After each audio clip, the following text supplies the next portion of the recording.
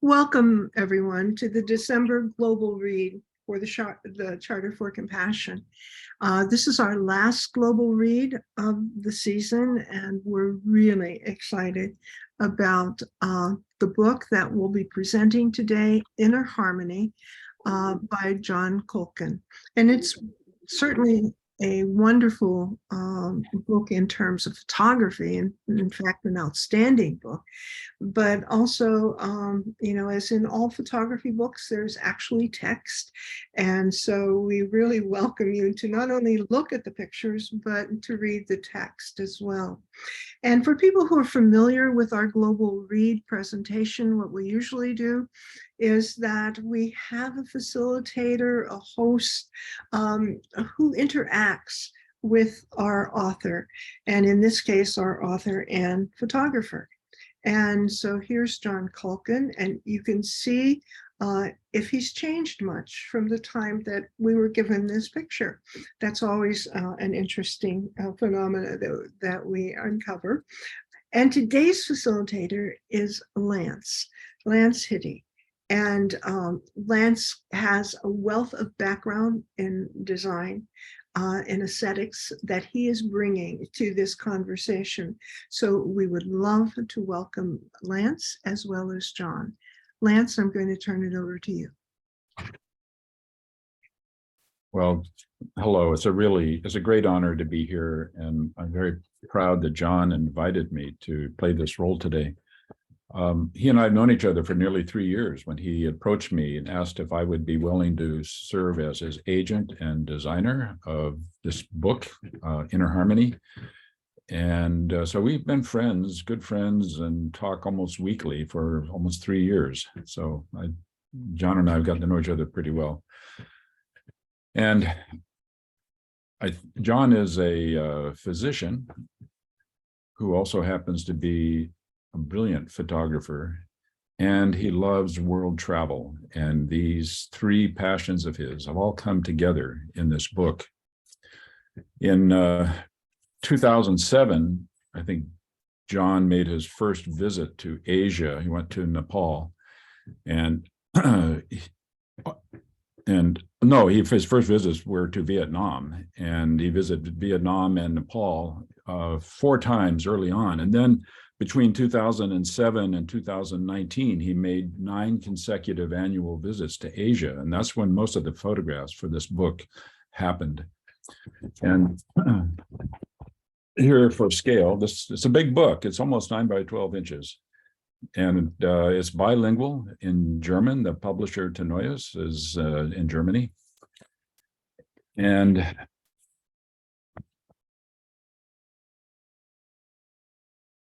I'm going to try and ask some questions that'll help you get to know Jon a little bit better and give you some understanding of what was behind the taking of these amazingly beautiful photographs. So Jon, could you tell us a little bit about how you happen to be doing this travel? You're combining humanitarian work with the travel, and you were working in teaching hospitals. Can you give us a little background about yourself and how you started to do this? Sure, Lance, I'd be happy to. But even before that, first I'd like to thank the Charter for putting this all together. They're a wonderful, wonderful organization, and also Lance for participating in this, and everyone for tuning in to this presentation.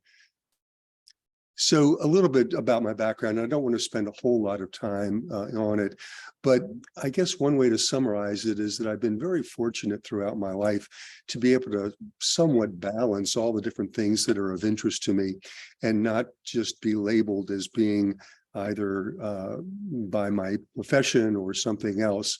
So my background is a little bit varied. I've always been interested in photography. My father had a darkroom when I was growing up.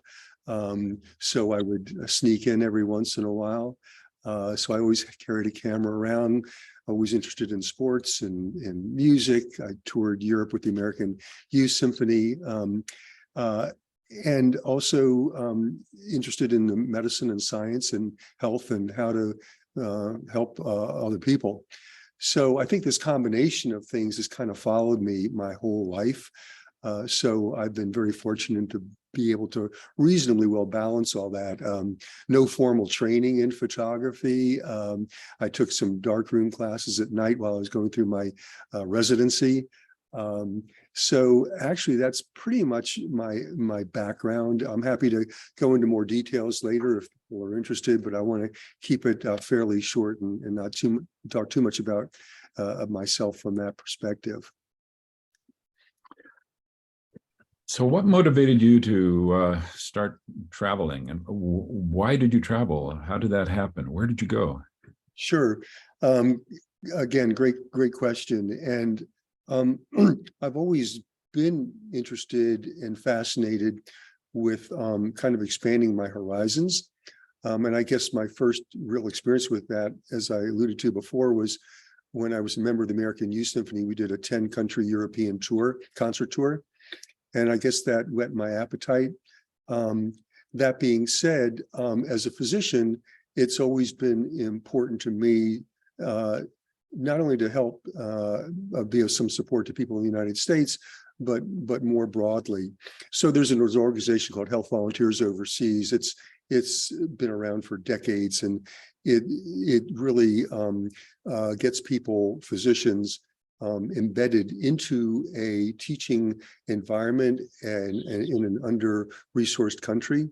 And we go back time and time again to that country and work with the physicians and therapists and nurses in that environment. So I had the opportunity of starting that in Vietnam, actually back in 1998, and did that work for 20 years, really all around the world, in Africa, in South America, in Eastern Europe, though most of my trips have been going back to Asia, which I love. I've been there now 23 times. And when I'm there, I'm embedded for an extended period of time in the local community. So it's not as a tourist. And I think that in some ways gives me a little different perspective on the commonality, the humanity in everyone, seeing what people are really like below the surface. And that really resonates with me. So as with the charter for compassion that really likes to look globally, I also like to do the same and be as inclusive and integrated with greater humanity as possible. So John, you were using your camera as a physician.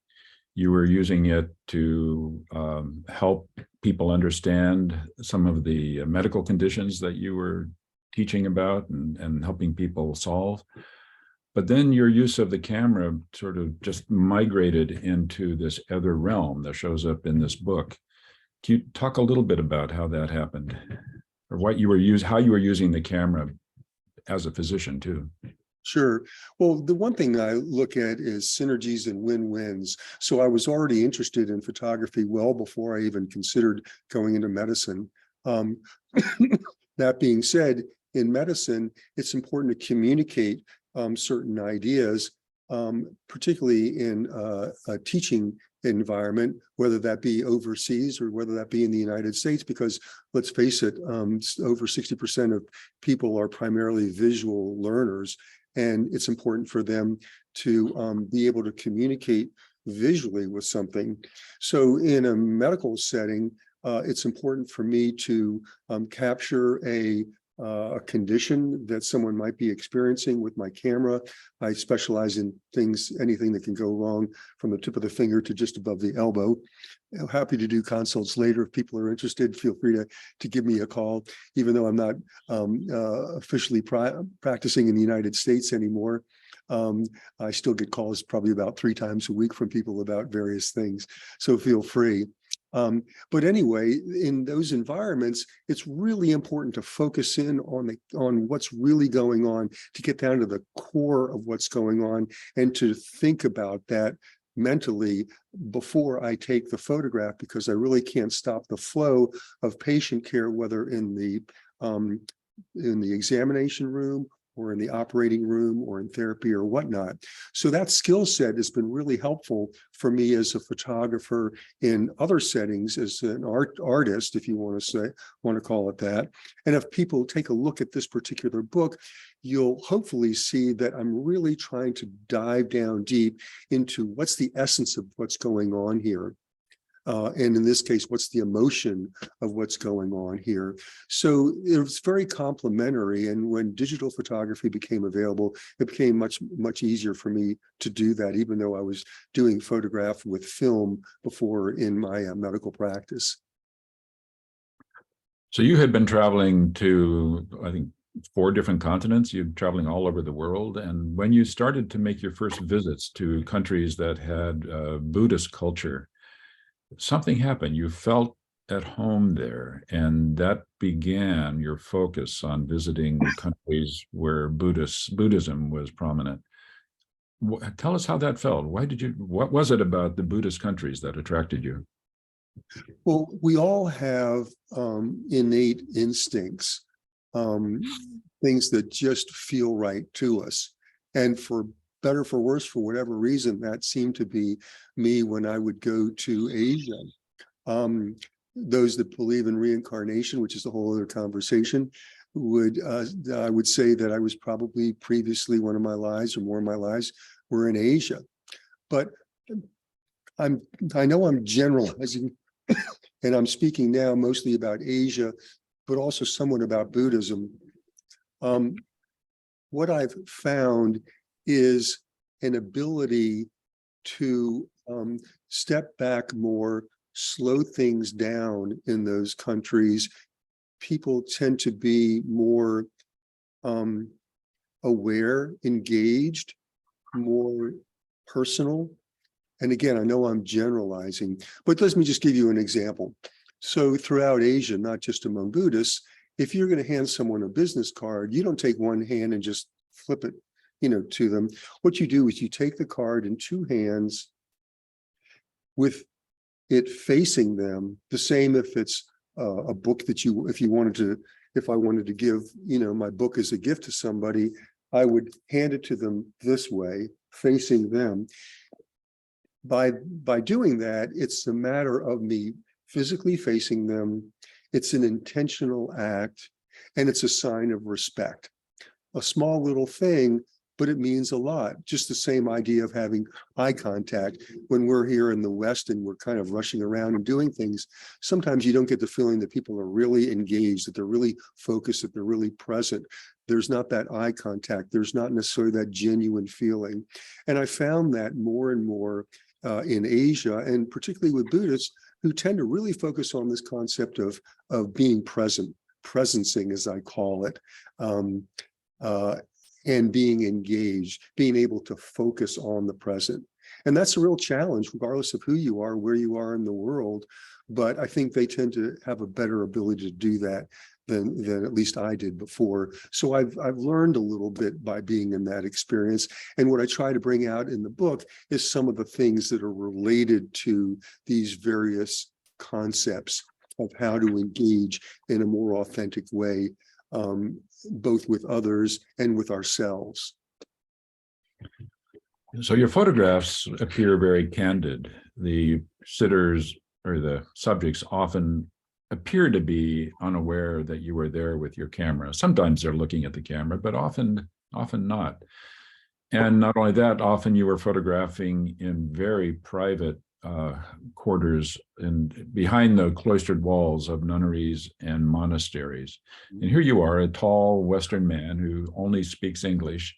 How did you manage to get the trust that enabled you to get into the situations where you could take these photographs?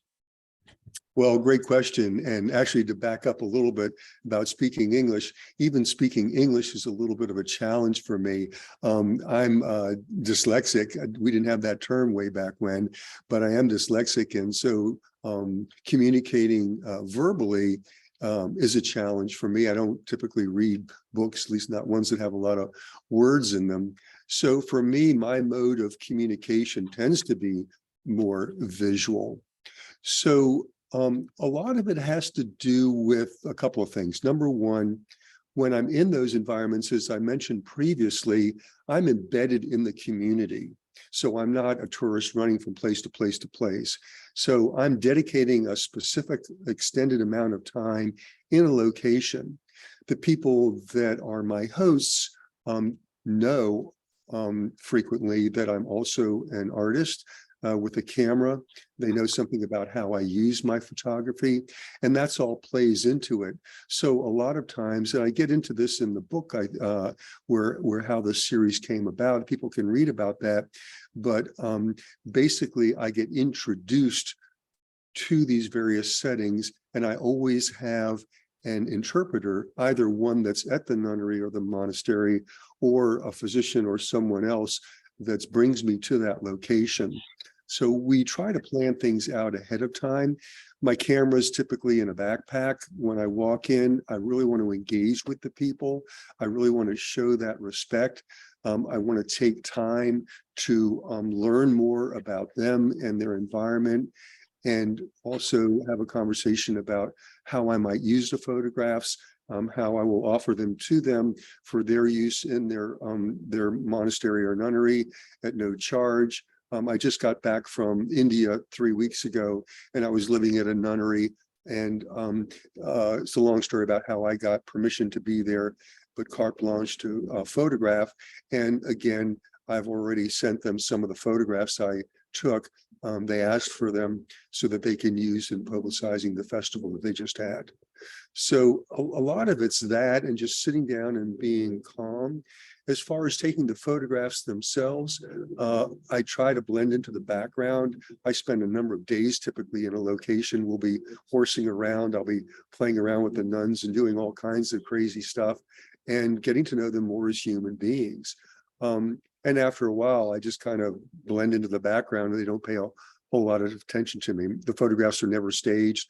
They're just, natural. And I hope that comes across when people, look at the photographs in the book. Well, Jon, you've told me a few times that you've been instances where you would walk into a temple while a ceremony was in progress. How did you manage that? How do you deal with that kind of a situation? Well, one thing that's really important, regardless of where you are and where you go, and if you want to get photographs or even not photographs in an unusual cultural setting, and I've given presentations on this, is you want to learn the clature. You want to learn the proper protocol. So you want to know to take your shoes off before you go in. You don't want to have a hat on. You don't want to cross your legs when you're sitting. You don't want to show the soles of your feet. That's very insulting. There are a variety of things that you want to learn. Then when I'm in the environment, what I'll do is I'll oftentimes sit down and I'll be seeing where the light is coming from, and I'll mentally fly to a location where I think this would be a good angle where I could capture this particular portion of what's going on. So I'm mentally taking the photograph well before I take the camera out. Same in medicine. It's the same process. I'll be planning steps ahead. And then I'll eventually, after maybe meditating for 15 minutes, I'll be making eye contact with the Lama at the head that's leading the ceremony, and, being respectful. And then maybe I'll pull out my camera, I'll set it down and ask, is it okay if I, and it just depends. And if they say no, then no. It just takes a lot of patience, a lot of time. Sometimes it takes weeks before I get permission to do something, and sometimes I don't. And if I'm at a location for 6 days and I get a total of 3 or 4, high quality photographs, that's a success. So for a lot of Westerners, when you look at your photographs, we see people in robes, we see people with shaved heads. I had one reader say, "Why are there no women in the book?" And I said, well, there are lots of women, and they thought that everybody who had a shaved head was a man. I mean, so there is a bit of cultural distance for Westerners looking at your photographs. But after they look at them for a while, I think the things that seem foreign gradually fade away. But how, what relevance do you think your experience that you put into these photographs and that fills this book, what is the relevance for those of us in the West? Yeah, well, I think that's really great. I think, well, a couple of things. Number one, the book is put together in 18 chapters, and each of them is based on a concept, a stepping stone, a foundational principle that's related to how to live a more compassionate, more balanced life. So the chapters aren't about a geographic location, they're about these universally relevant principles. So if there's a poem that's been written in each at the beginning of each chapter, and then I write about a few paragraphs about what may be going on here, and it's to set the tone for people to then dig a little bit more deeply. So one of the chapters is about focusing, about how to focus. So you don't have to be on the top of a mountain with a shaved head as a Buddhist monk for 13 years in order to meditating, in order to learn how to focus. But there is that importance of learning how to focus. And even here in the West, there are different forms of meditation. I personally have difficulty sitting and meditating, staying still, even though when I was at a monastery / nunnery in Myanmar, they were meditating for 8.5 hours a day. I couldn't do that. But what I like to do is swim. I meditate while I'm swimming. So there are different strokes for different folks. I'm happy to have a conversation with people about that. I even give talks about different forms of meditation. So again, there's relevance to all this. It's a matter of sitting down with the book and really just quietly sitting with it and going back and hopefully letting things kind of percolate for a while. I'm not trying to spoon feed anything. I'm not trying to proselytize. It's not about becoming Buddhist. It's about finding what works for you. And His Holiness is really strong about that concept and has been very, very supportive of my work in this area, in this compassion work. In fact, I just saw him 3 weeks ago and was honored to give him a copy of the book. He wrote a foreword in the book, as did the Queen Mother of Bhutan. Well, this might be a good time to have you share some of your photographs with us, Jon. And I know that you are eloquent on the topic of how compassion and living in balance are related.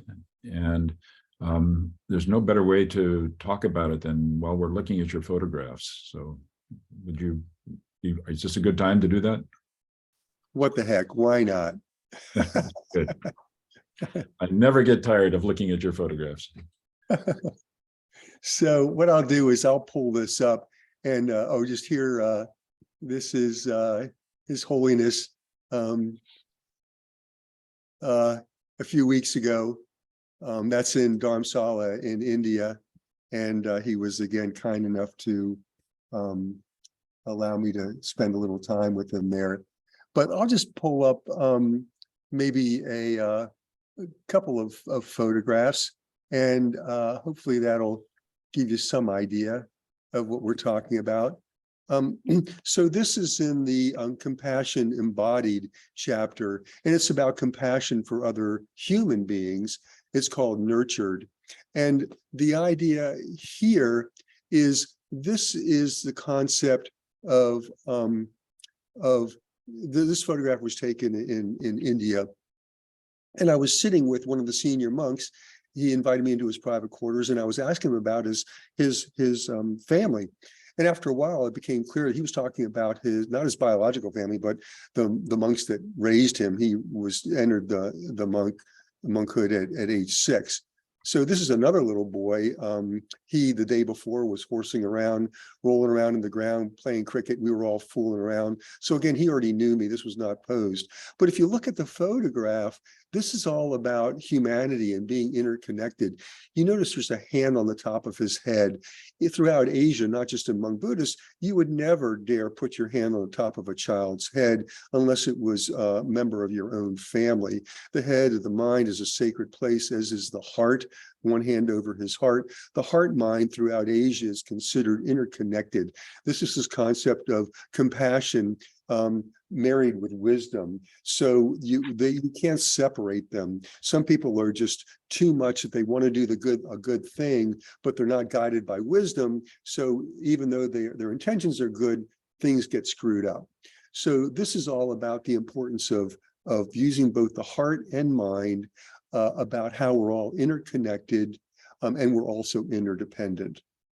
So this is just an example of one photograph from the book. Here's another one. This is in the nurturing nature chapter.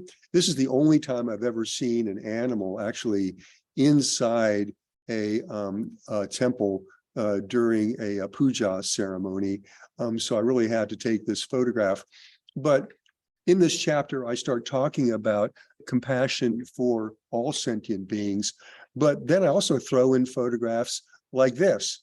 So this, for those of you can, says, why love one yet eat the other? So half of that is a dog, the other half is a pig.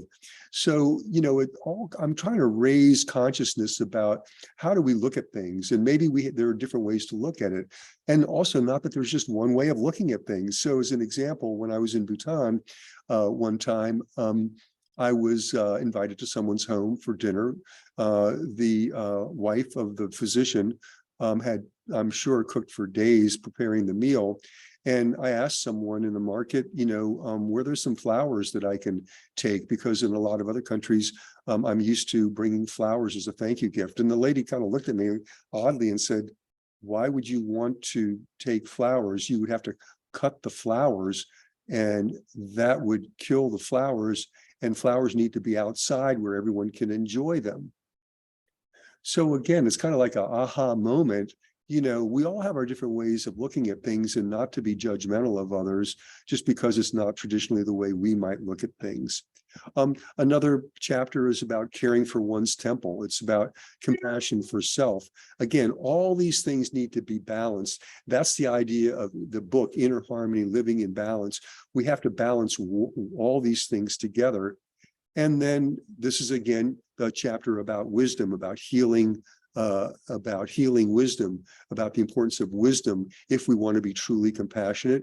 And then here's another one, a chapter all about the conflict and the challenges of modern society with older traditions, and how do you navigate that pathway. So that's what that chapter is all about. This obviously is His Holiness. I've had the great honor of having multiple private audiences with him, and on this occasion had a press pass so I could also photograph him. This is when House Representative Nancy Pelosi and a delegation from the U.S. Congress, and along with the mayor of our city and I, we were all together there for a weekend in India. And this is His Holiness down here in the corner. This is him greeting the crowd as he comes in before giving a presentation. I'm up on stage with the mayor and the U.S. delegation, and I was able to take this photograph. But this is all about interconnectedness, about, you can just see in these people's faces how much joy they get out of being around His Holiness, and their reverence for him, and vice versa. He's extremely humble and very understated. He wants everyone to feel comfortable around him. He considers himself just a monk, a simple monk in monk's robe. So yeah, those are just some of the things I get into in the book. And then hopefully as we go along that path, we're able to get closer to reaching this point of living in enlightenment. So that's pretty much, I guess that gives you a little bit of a taste of what's in the book. It also has in the book a glossary in the back. It can tell you a little bit about what some of the terms are that I'm using and whatnot.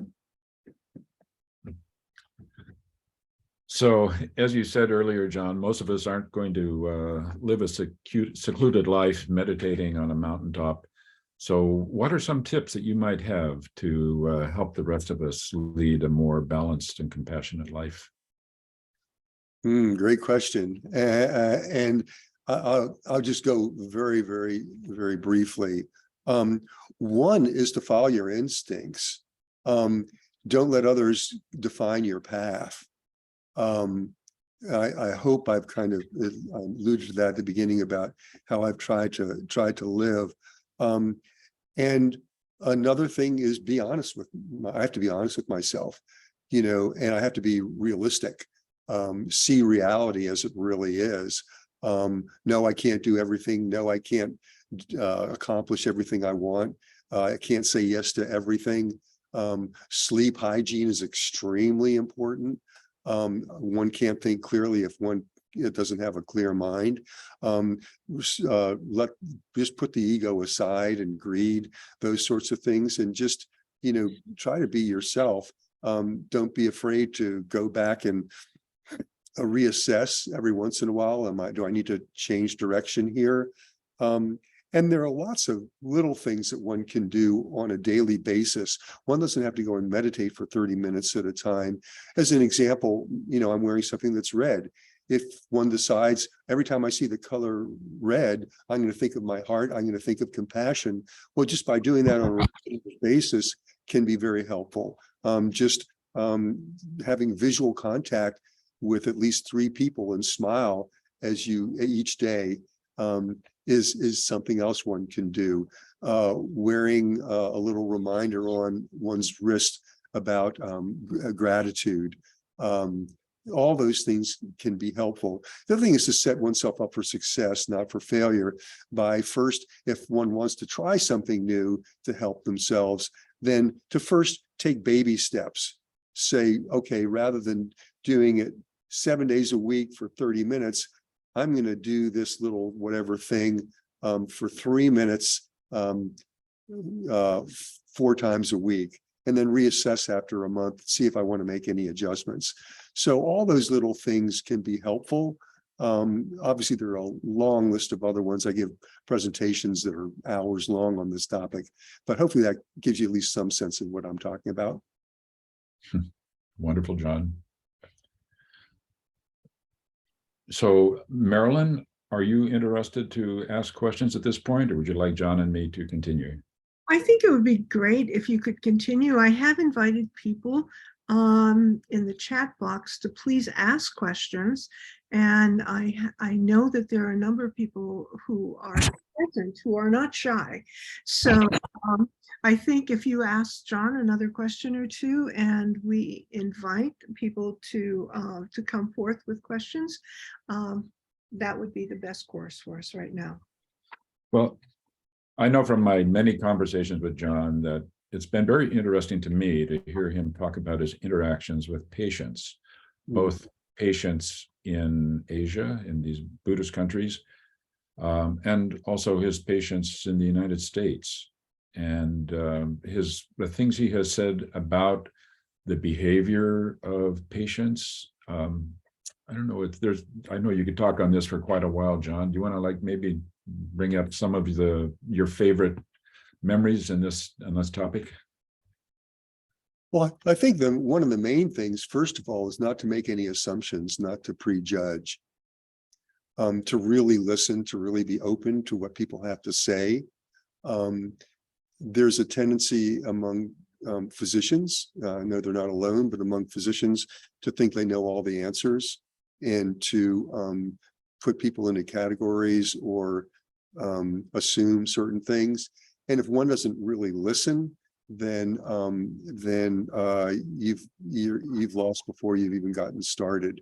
And that's when we get back to this foundational principle about being present and really focusing.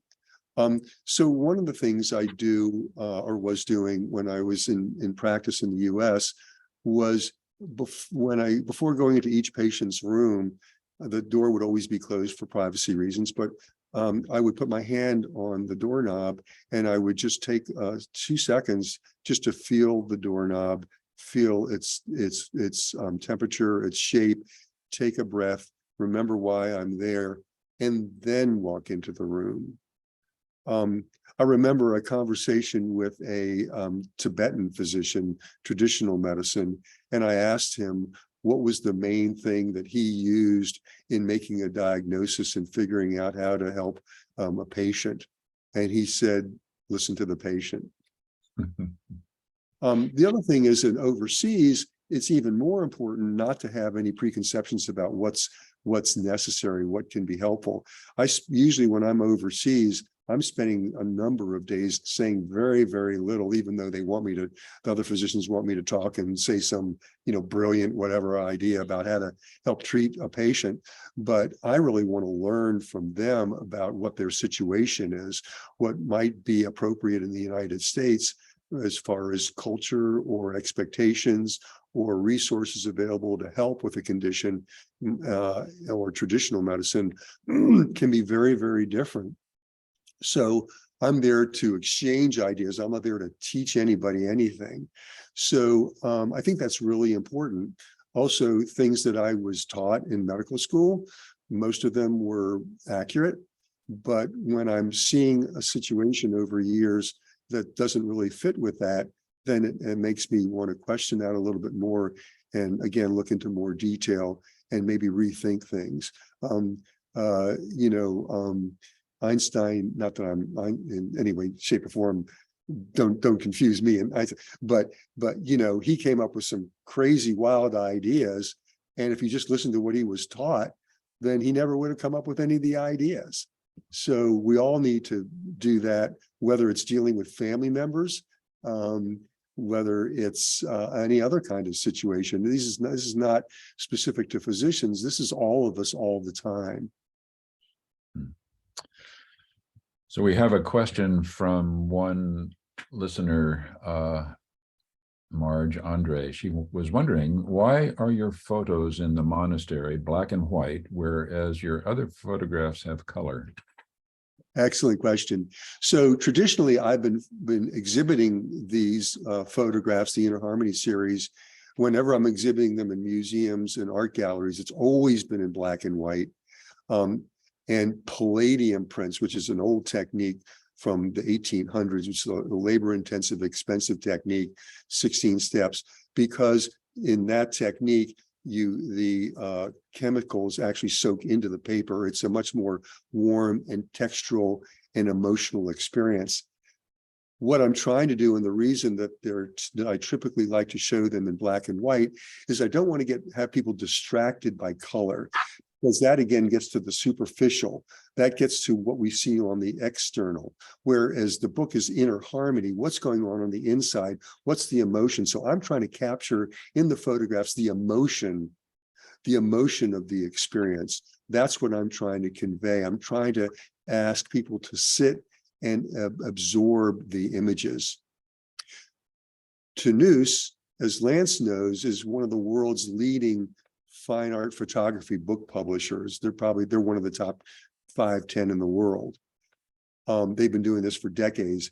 But one of the things they're also well known for with their photography books is color photographs. So they came to Lance and myself and said, is there any way you can do some of these photographs in color? So I went back and looked through, and I found about 20 that I said, well, we could do these in color. So that's why there are a few color photographs in the book. Otherwise, they would be in black and white. Oh, one thing I want to mention also, and this is to give kudos to Lance, I really haven't gotten into the design of the book. We're talking about the photographs, but the design of the book. Lance helped design 14 of Ansel Adams' books, just to give you a little bit of background about Lance Hidy. He's world-renowned in book design. And he's one of the main reasons, I think, that the book has received 3 international photography book awards is due to Lance. But anyway, again, my point is that depending on the circumstances, in this case, the book, I had to add some color photographs.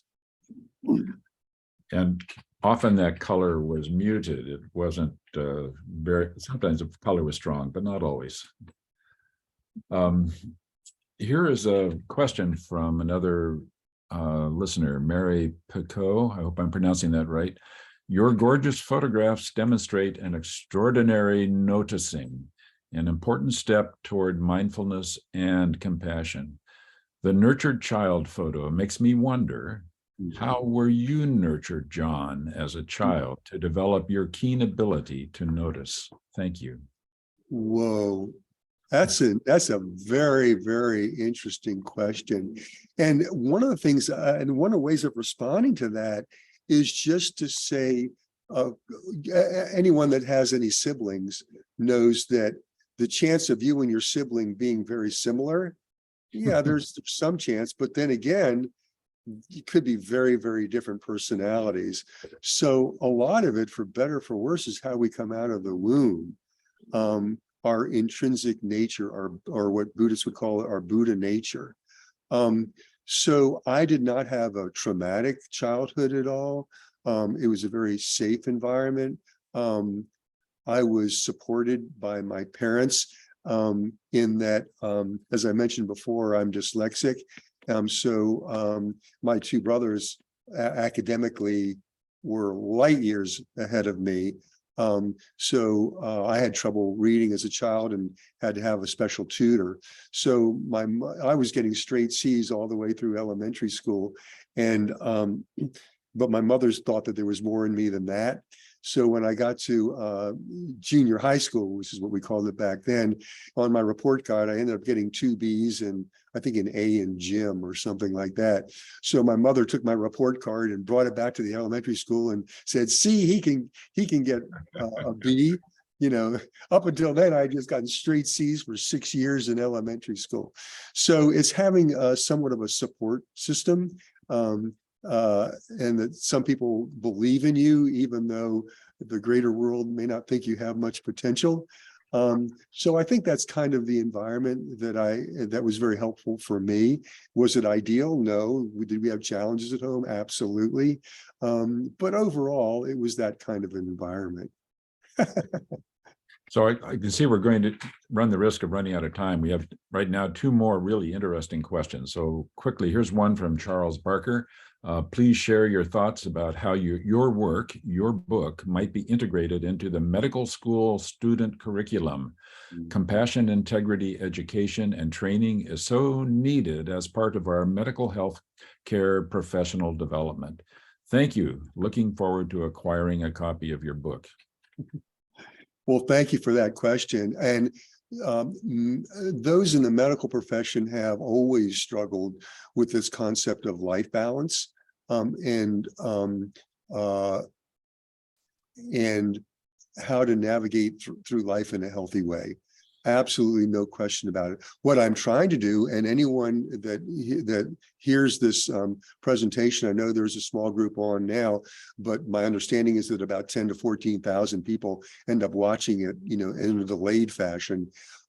If you know of organizations, I've given keynote addresses to major organizations like 2,000 at a time or more on life balance. I'm more than happy to get into in front of as many listening ears as possible about this subject, because for better or for worse, I've had an opportunity to kind of be lucky in walking the walk a little bit. I kind of lucked into it. And I also look at things from a scientific perspective, not just what's my opinion. So after I got asked to give presentations about life balance, this was 15 or more years ago, I also went back and got trained as an integrative medicine health coach through Duke University. So, you know, I'm more than happy to speak to those groups. And I'm fairly familiar with the science behind the importance of life balance and practical strategies for doing that. As far as getting the book, now that you mentioned that, so I really urge people, there are 2 ways of getting the book. One way is the traditional way. Go to your bookseller, wherever you are in the world, and they should be able to get a copy of the book for you. You can order it that way. If you do that, a little bit of money comes to our foundation. We have a foundation called Shades of Compassion. It's a family foundation. All the money that our foundation gets through the book goes to 2 nonprofits. One is C Learning, Social Emotional Ethical Learning, which teaches compassion to children worldwide for free through school systems. The other is a nonprofit that empowers disadvantaged women. The second way of getting the book, and the only way you can get a signed, personalized copy, is to go to our website for our foundation. and make a charitable donation. It's a 501c3. You can make a charitable donation, and as a thank you gift, you can get copies of the book. I'm getting ready to mail off 5 today. You can also go to, it's called shadesofcompassion.org, O-R-G. You can also go to my website, kolkinphotography.com. And if you click on books, it'll take you to the same area. Great. So here is another question from Karen Geshko. This book is so beautiful. Thanks to you both. Could this book exist if you chose to focus your camera on people in a densely urban setting in the USA instead? I think there are all kinds of opportunities to do things. I think part of it depends on someone's personality. For me, I'm an introvert, and I like very quiet settings. I like to build relationships. And when I do, I have a much, much better chance of capturing the emotion of an environment. Also, getting permission to photograph is much more challenging and potentially intrusive and potentially legally challenging in the United States than it is in many of these places. So yes, it can be done. I think it depends on the personality of the individual and what it is they're trying to achieve. I didn't go into this project, which was 13, 15 years ago, even having an idea that I was going to be publishing a book. What happened was during my first audience with His Holiness, we were sitting and holding hands, and he knew something about my background and asked if I would partner with him basically in promoting compassion worldwide. He's considered the reincarnated Buddha of compassion. So I said yes, and have been kind of devoting my time for the last 5 years or so to that. And then just by chance, someone from the Ansel Adams group that published some of his work came across my work, and they contacted me and wanted to do a book. And they connected me with Lance.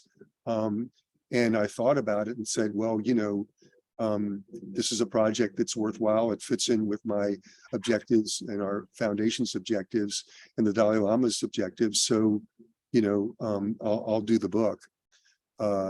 That's kind of a long-winded answer, but I hope that kind of touched on some of the things that you were talking about. Does anybody else have a question? I think we have time for one more question. And I don't know if that'll come from you, Lance, or from people who are present here today.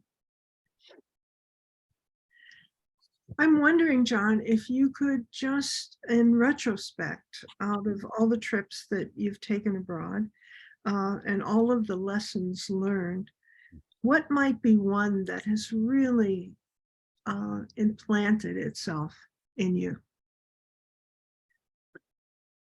I think the interconnectedness, interdependence, and respecting all.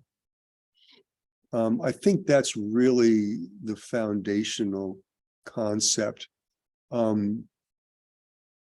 Yeah, I really feel that. I mean, as I said, I've been all over the world. I've been in other countries and territories, I think 65 to 70 times in my life. And regardless of where I go in the world, underneath, everyone is really the same. We all have the same basic needs, the same basic insecurities. And when we approach Mother Nature, when we approach animals, or even our dog, when I'm with our dog, I look our dog in the eye. There's more going on there than we give many animals credit for. And that's a whole other conversation about how limited our brains are and how we're only using a portion of it. If you think of whales with using echolocation, or birds that migrate using electromagnetic fields, there are all kinds of other ways and sensing that we as humans have not really developed very well. So we need to step back a little bit and really look at ourselves through a different lens, I think.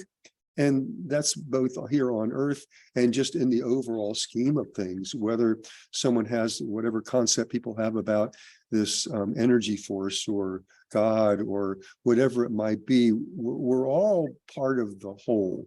And in my opinion, and it's really important to respect that and keep that in mind. So I think, yeah, I mean, I've certainly gained much more out of 20 years of doing international humanitarian work than I ever gave to any of the people that I came across. So I hope that's one message, that message of compassion and balance and interconnectedness.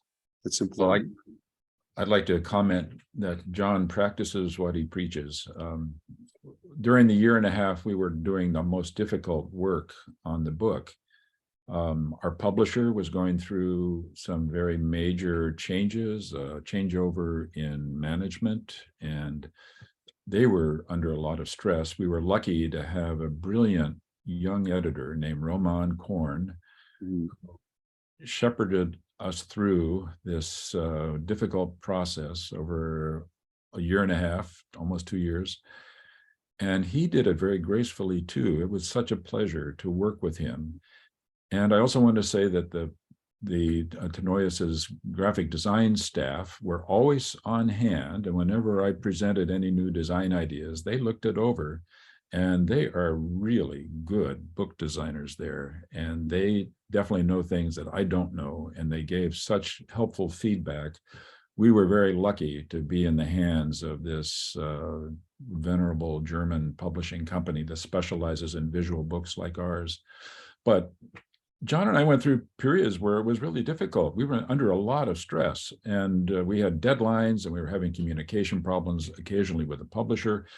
And Jon was so graceful and sweet and pleasant at every step on this journey that I always looked forward to it. And honestly, there were months when we were in touch with each other 7 days a week.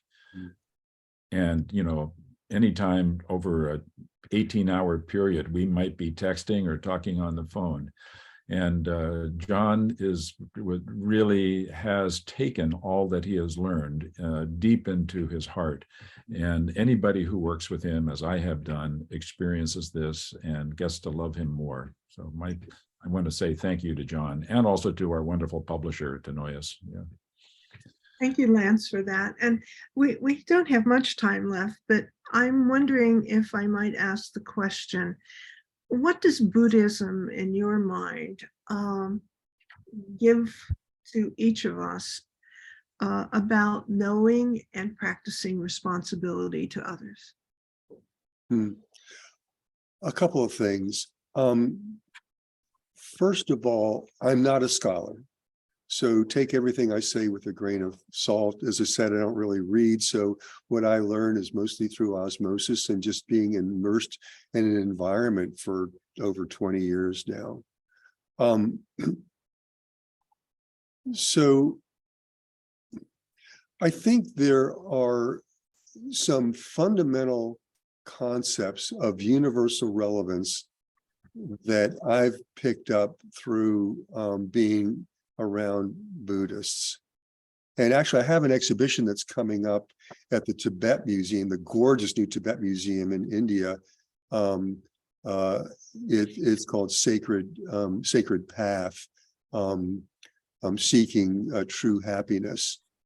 And what I do in the book is go through a 6-step process for getting from a challenging situation to a compassionate response, and how different Buddhist practices and traditions and activities dovetail with each of those different 6 steps, getting from that challenging situation. So as an example, the first step is focusing on the present when I'm dealing with a challenging situation. And Buddhism is very, very strong about the importance of presencing, I call it. I don't know if it's a real word, or about, being there. Another one of the steps is removing bias, which is very much into the Buddhist way of thinking. The destructive emotions are anger, greed, and ego. Those are the three main ones. They use different terms sometimes, but those are the three main ones. So unless we're able to look at something clearly and then remove our bias, then we're not in a position to use our wisdom to then move on to a compassionate response. So there are many activities throughout Buddhist daily practices that relate to those things. So again, you don't have to be a Buddhist in order to do that, but they do happen to have, not by coincidence, I don't think, those as fundamental foundational principles in order to respond with compassion. Great. Thank you so much. We owe so much to both Lance and to Jon for today's presentation. It's been truly remarkable and I think insightful. And as we leave, there's a lot to reflect on. So much gratitude being sent your way. I just wanted to alert people to the fact that we also, in addition to our global reads, we have a film series each month. And this month, the film is The Power of the Heart. You are able to watch it from December 15th to the 17th, and just go to the front page of the Charter for Compassion newsletter and website, the website, and click there to learn more and to register for the film. Also, we want to say that we're opening our global read in January with the New York Times bestseller Rick Hansen, with his book that comes out, I think, on the very same day that the global read is occurring. So we're very excited to have Rick join us on January 18th in the morning at 9 o'clock. And for those of you who are on this presentation today, we want to let you know that we have something the third Thursday of every month, and it's called our EdNet Forum. And during this forum, what we try and do is to bring incredible opportunities forth that are happening somewhere in the world, in the world of education, in anywhere from preschool on up. And we are really excited about Project Fuel.